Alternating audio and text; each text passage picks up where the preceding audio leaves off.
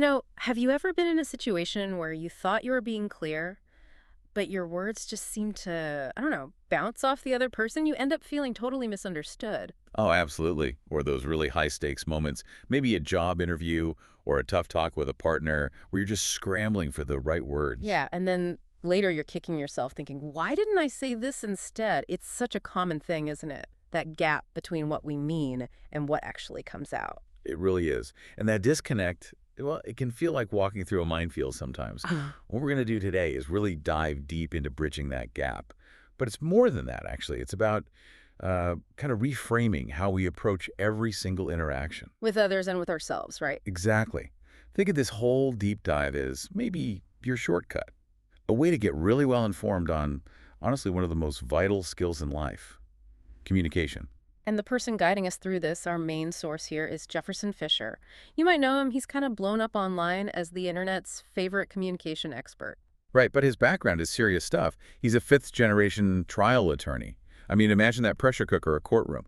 Every single word matters. Totally. And he's a New York Times bestselling author. Plus, he has this massive following, like over 6 million on Instagram, 1.4 million on TikTok, all from these car talks he does. Yeah, they're legendary. It's not fancy production. It's just him in his car sharing these, like, profound but really practical communication insights, stuff that clearly resonates with millions. So, our mission today, Mm. what are we trying to achieve with this deep dive? Okay, so the mission is basically this: to distill Fisher's core ideas, his philosophy, and his most actionable techniques.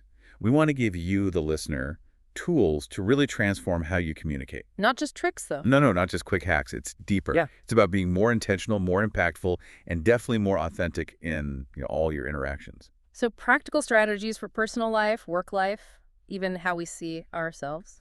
Exactly. The goal is to help you communicate your true intention more consistently, making sure your message actually lands the way you mean it to.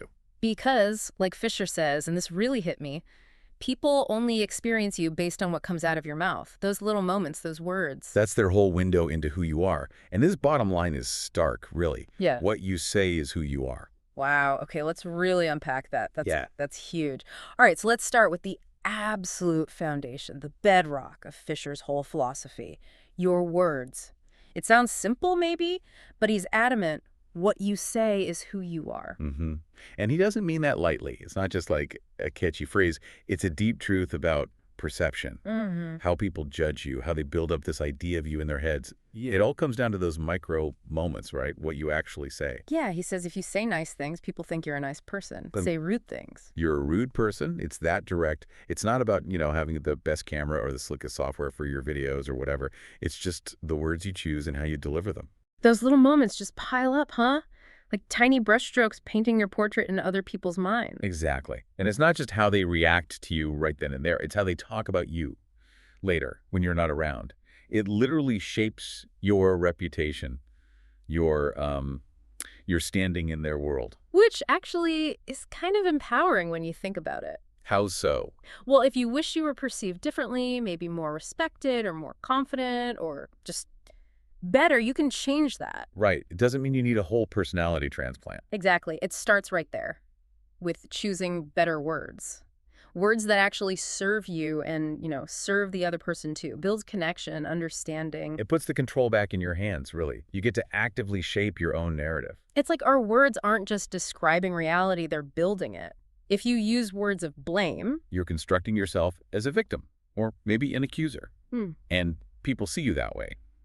But if you use words of ownership, even when things are tough, then you're seen as responsible, mature. and think about self-talk too, the words you use inside your own head. I always mess up versus, okay, learning moment. Huge difference. Right. It creates these biases over time. If someone's always grateful, you just feel they're a positive person, even if you can't remember specific examples. Yeah, it's that cumulative effect, the signal you keep sending out. That's what carves out your reputation. Hashtag tagged 1.2, the peril of rushing conversations. Okay, so words are the foundation, but timing. Timing is like the framework, maybe. Fisher is really strong on this. Effective communication can only happen on your time. He uses this great analogy. Rushing conversations is like walking into quicksand. Not like movie quicksand. No, not the dramatic kind. More like this interpersonal quicksand that just slowly pulls you down. Rushing leads to arguments, Yeah. misunderstandings. Bad feelings, assumptions.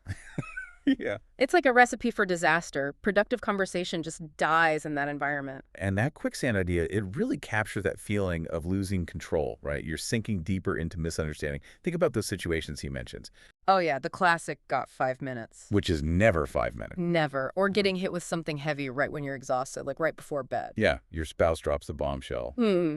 Or you're trying to have dinner. He calls it the 10% battery for 100% conversation problem. That's brilliant. You're trying to handle this huge thing with basically no energy. Exactly. And that mismatch, that's where things go wrong.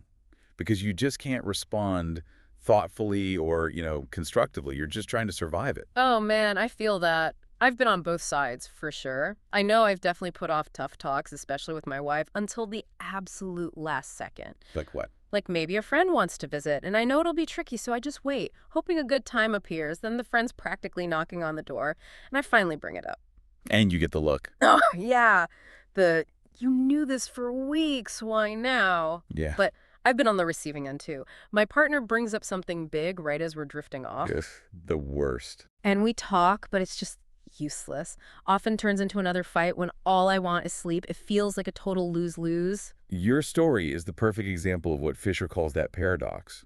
If you have all the time in the world, you have no time in the world. Meaning important stuff, if you don't deliberately schedule it or make time for it, just gets pushed aside forever, indefinitely. Right.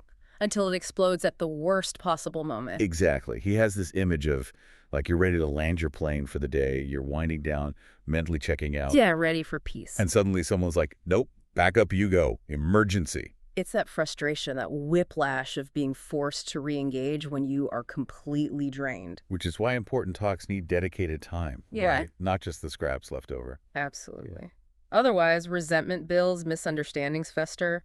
Genuine connection just becomes impossible. So how do we get out of that quicksand? How do we stop that Yeah. verbal diarrhea, the word vomit, Yeah. when we're rushed or caught off guard? Fisher's technique here is, honestly, it sounds simple, but it's incredibly effective. Mm-hmm. He says, make your breath the first word you say. Your breath. How does that work? It's pretty ingenious, actually. It works on 2 levels.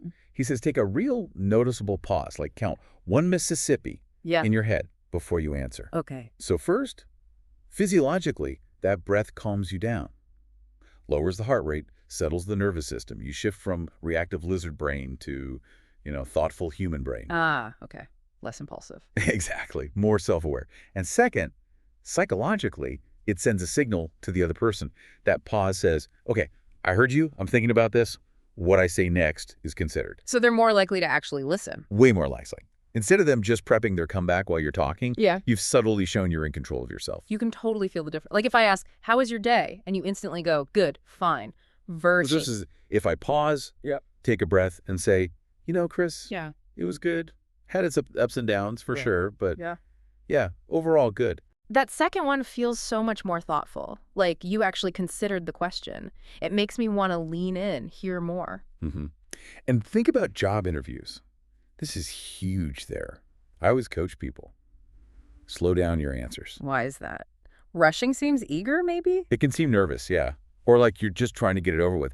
But slowing down, taking that breath, it projects confidence, control, competence. That you can handle the pressure. Exactly. It shows you walk in conversation. You don't run. Makes your words sound more substantial, Yeah. authoritative even. You're commanding the space, not reacting to it. And Fisher connects this back to his law background, right? Teaching new lawyers. Yeah, exactly. He taught this 1 Mississippi pause to first-year associates for depositions. Cameras rolling, opposing counsel grilling them. Super high pressure. Totally. Wow. And that pause helped them control the timing, not get railroaded. Yeah. He said it mirrored his own dad, also a trial lawyer who had this walk, don't run energy. And his dad used the Socratic method, always asking questions back. Right. Instead of giving answers, he'd ask, well, what do you think they would say? Forcing that pause, that shift in perspectives, like this wisdom passed down. It's amazing how much the energy changes just with tone and pace, too.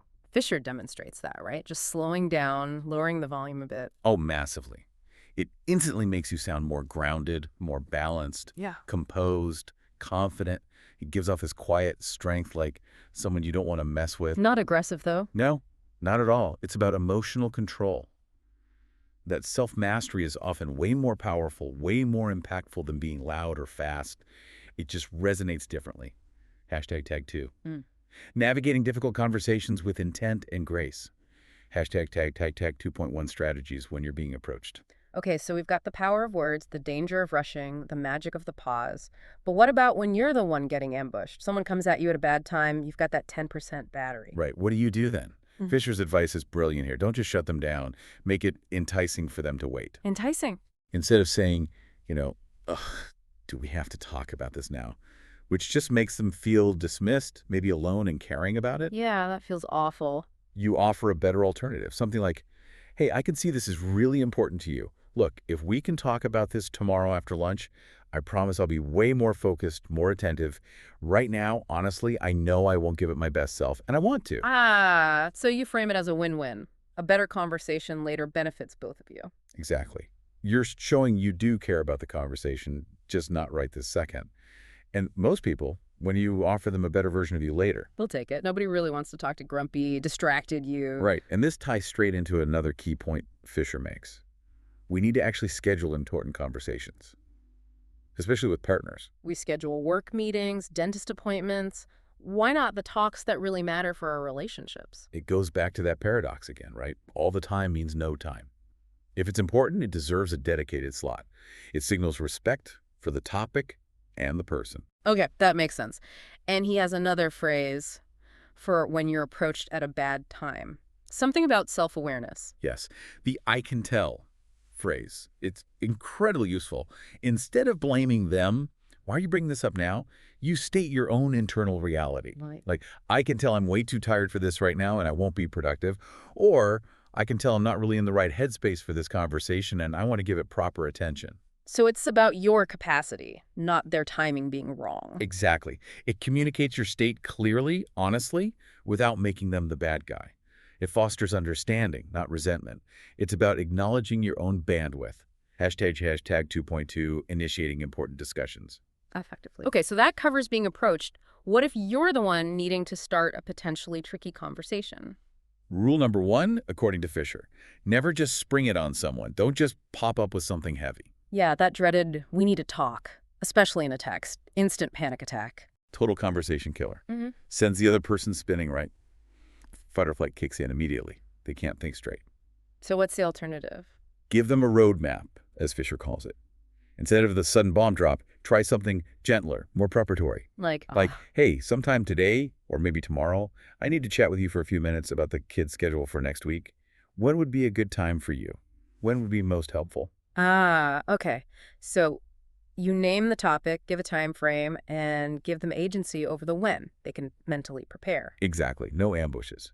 And this connects to his idea of checking their temperature or battery percentage too, right? Yeah, how does that work? You can literally ask, what's your capacity right now for talking about X? Or do you have the bandwidth for a chat about finances? Or is tomorrow better? So you're explicitly asking if they have the energy.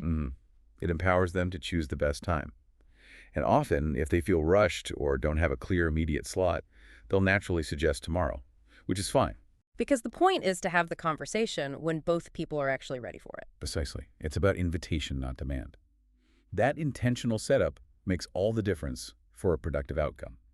Hashtag tag 2.3, the art of priming the environment.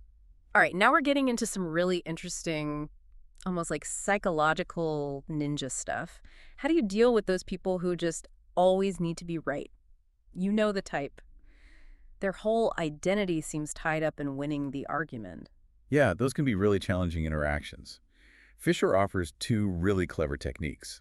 First, disarm them right away by giving them permission not to agree. How does that work? You start by saying something like, look, I'm going to share something and you absolutely don't have to agree with any of this. Yeah. Or even just, hey, it's totally okay if we see this differently. Wow, what does that do? It takes away their main reason to fight, which is often feeling like their view is being attacked or dismissed.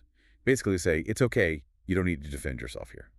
It brings this sense of relief, actually. They lower their guard. That's brilliant. Takes the wind right out of their sails before they even hoist them. Okay, what's the second technique? This priming the room thing. Ah, yes. This is next level. Instead of making it personal, like saying, Chris, I need you to be honest with me, Hmm. which sounds kind of accusatory, right? Puts you on the spot. Yeah, immediately defensive. Instead, you talk about the space. You say something like, I just want to make sure we're creating a space here where we can both be really transparent and open with each other, no judgment. Ah, shifting focus from the person to the environment. Exactly. And what's fascinating is when you do that, it makes the rules apply to everyone equally. It creates this sort of invisible contract. An invisible contract. Yeah. Because when you ask about the space, people almost always just nod. Yeah, sure, transparency is good. They've implicitly agreed to that standard of interaction before you even get to the tricky stuff. So they've basically given permission for honesty without feeling targeted. Precisely. It sets up this shared commitment to openness, this sort of sacred space for the talk. It removes that personal, are you calling me dishonest feeling. Yeah. That little head nod at the start is surprisingly powerful. Because you're using this everywhere. Sales, maybe? Like, can we agree this is a space where you can lay out all your concerns, no pressure? Or public speaking Okay. before a tough topic. Can we agree this is a space for real talk for a few minutes?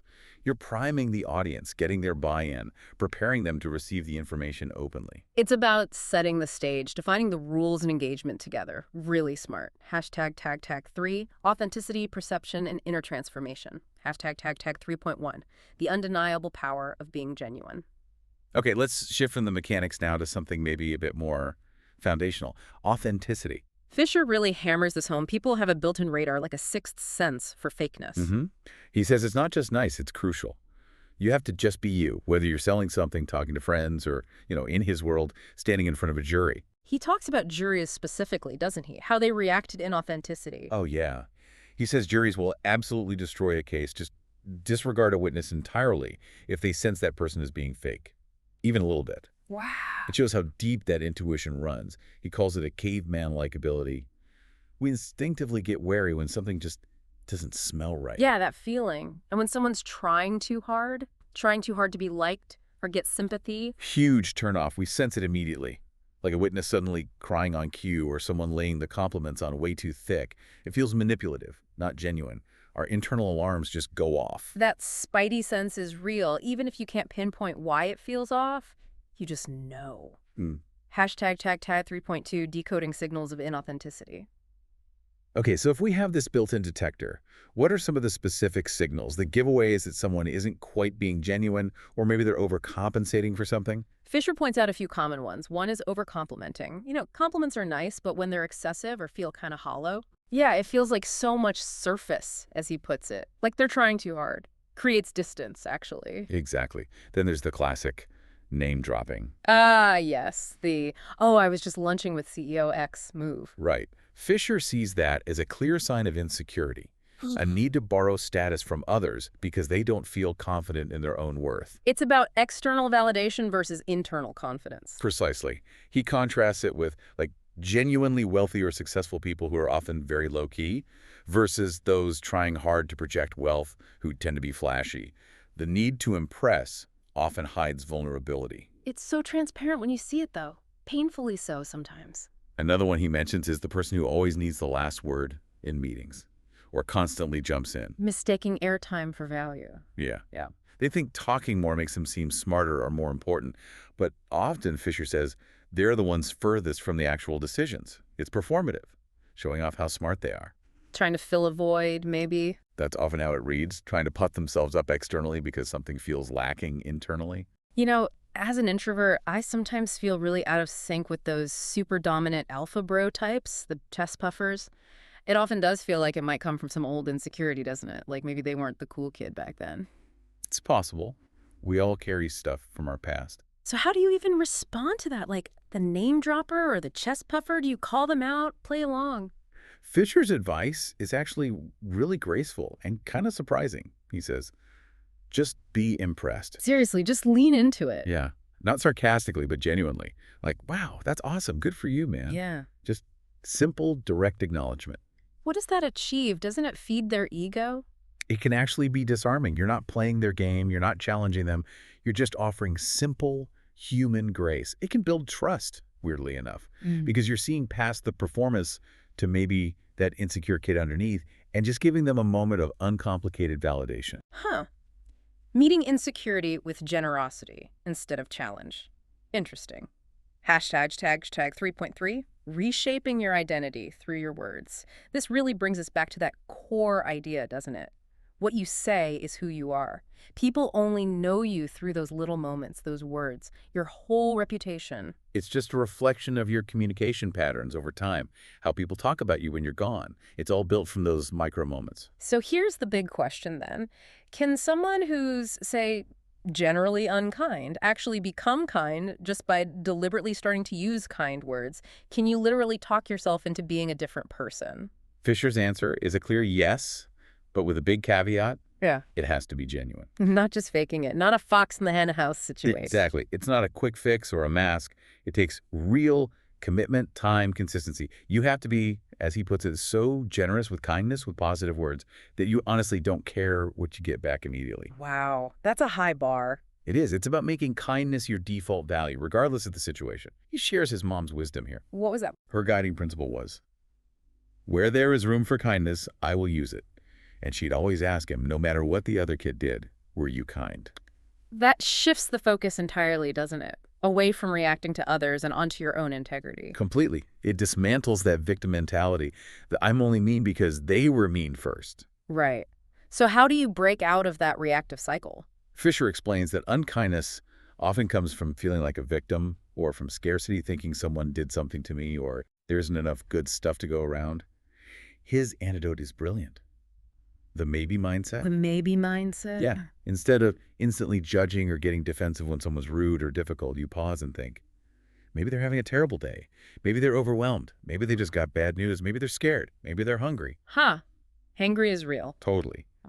But that maybe frees you. You stop taking everything so personally. It allows you to respond with generosity, with empathy, instead of just reacting. It de-escalates things internally first. I love that maybe. It just cracks open your perspective, gives you breathing room, reduces that immediate emotional reaction. Such a simple word, but so powerful. And speaking of perspective, Fisher has another really profound truth that builds on this.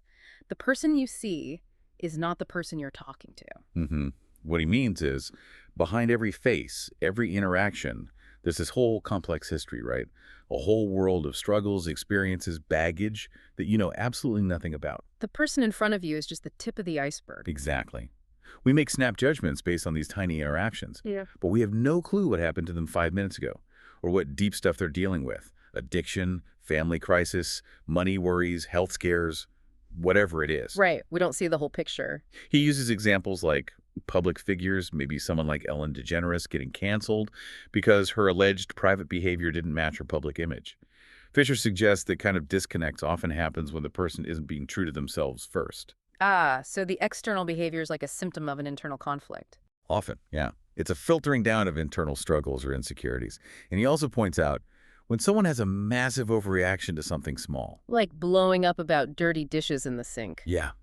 That's a huge sign they're having a conversation in their head that you weren't invited to. It's almost never just about the dishes. His dad had a saying about that, right?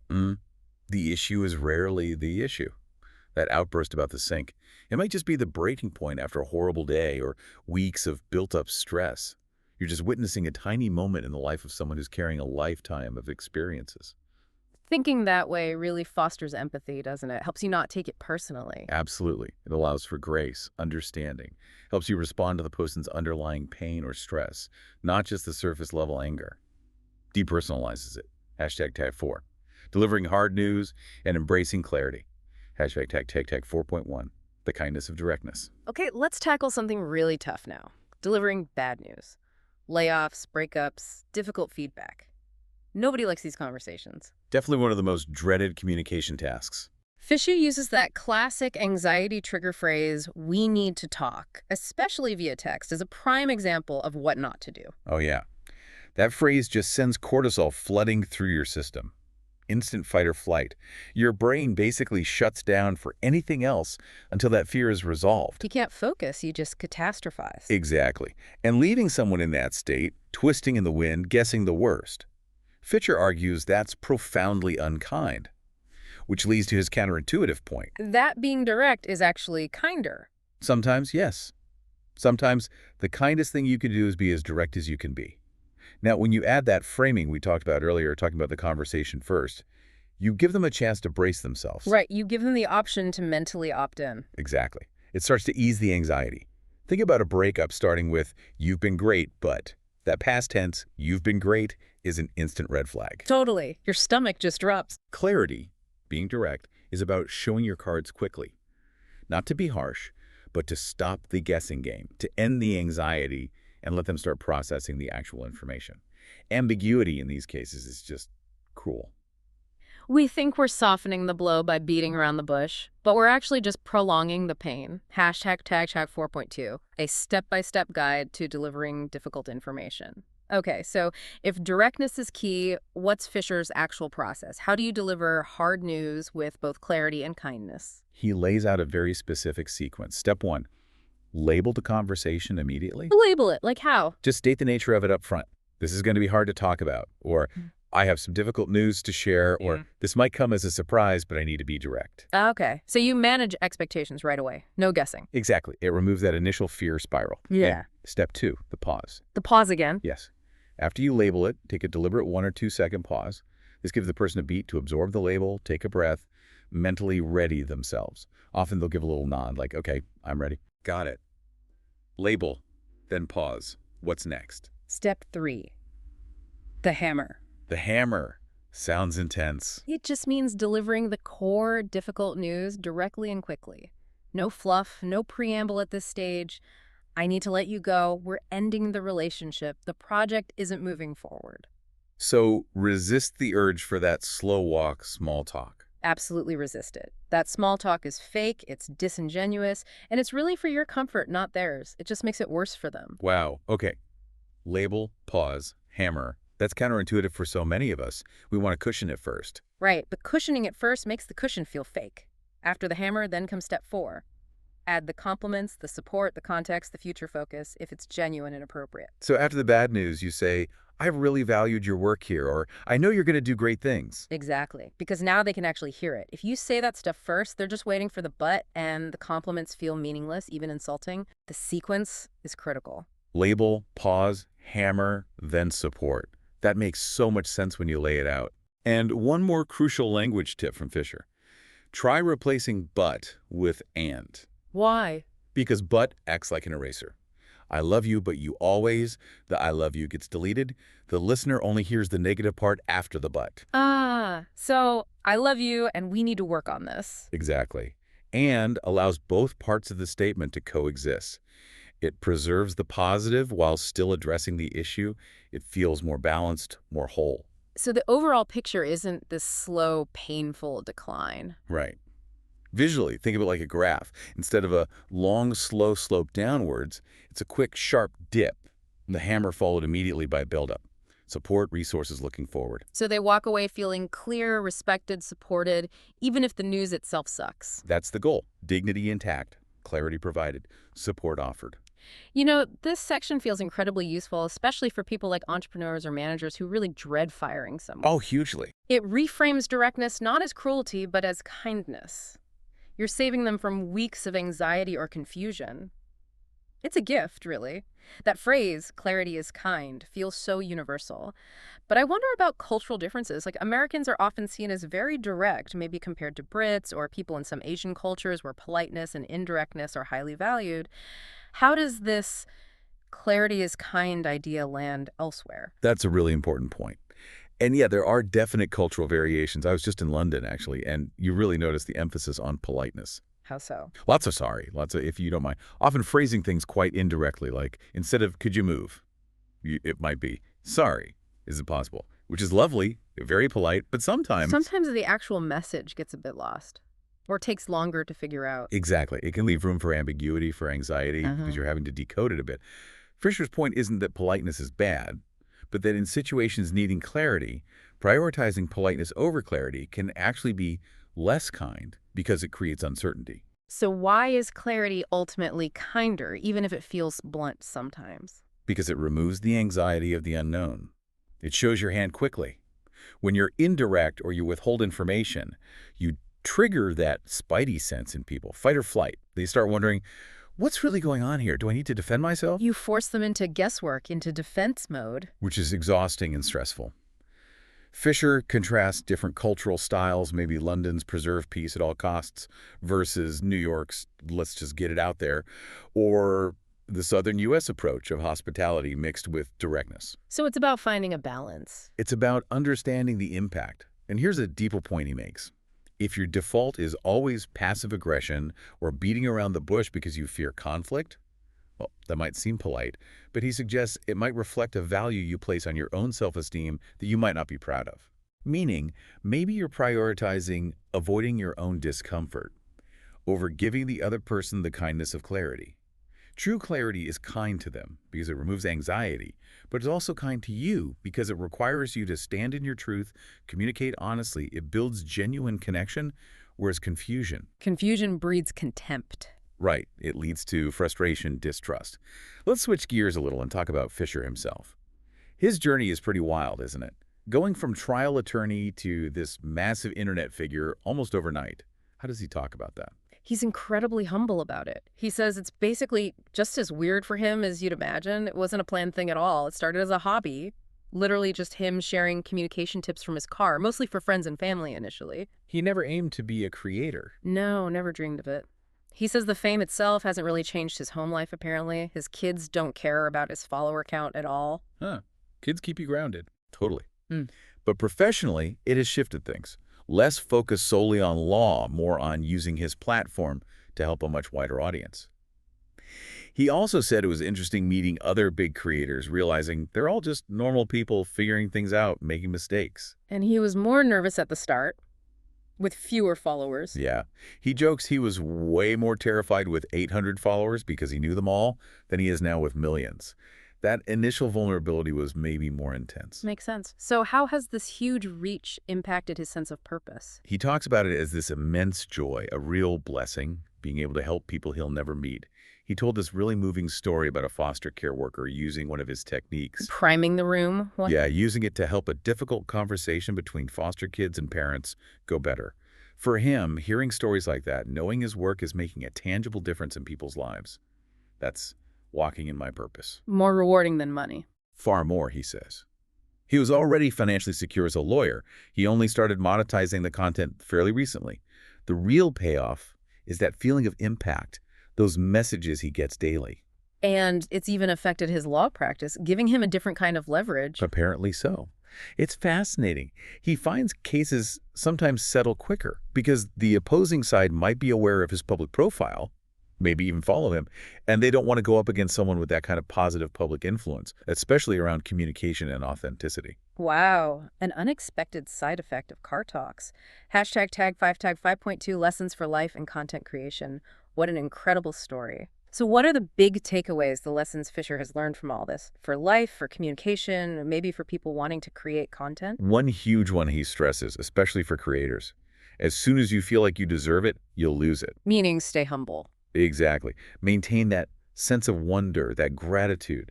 The moment entitlement creeps in thinking you deserve X number of views or followers, you risk losing the authenticity, the passion that got you there. Stay hungry. Stay grateful.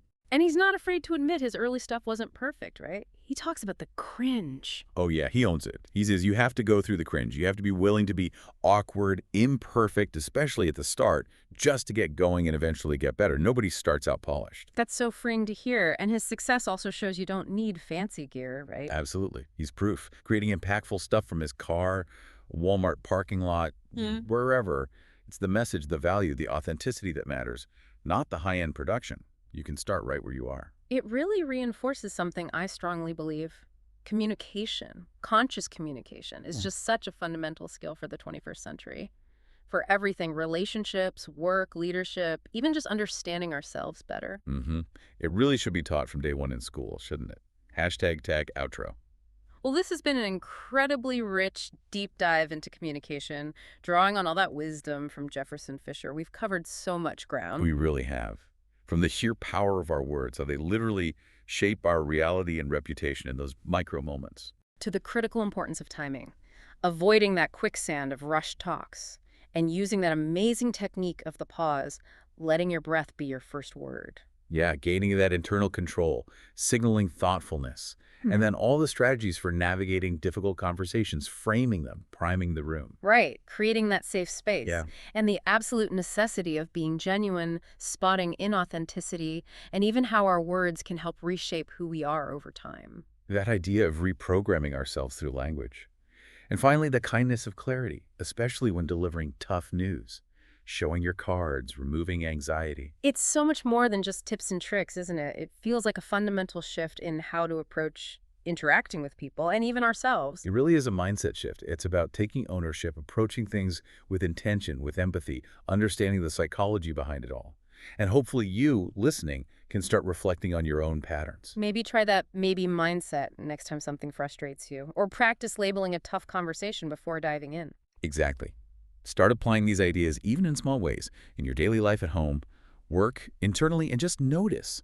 Notice what changes in your relationships, and even in how you feel about yourself. So here's a final thought to leave you with, something to really chew on from Fisher's work.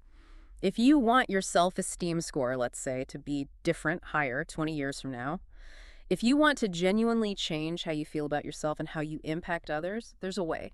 You can actively change it Okay. starting today Yeah. by consciously deciding how you choose to speak, both to other people and maybe even more importantly, to yourself. That's incredibly empowering, isn't it? The idea that our words today sculpt our reality tomorrow. Something powerful to think about. Keep exploring, keep practicing, and keep communicating with real purpose and heart.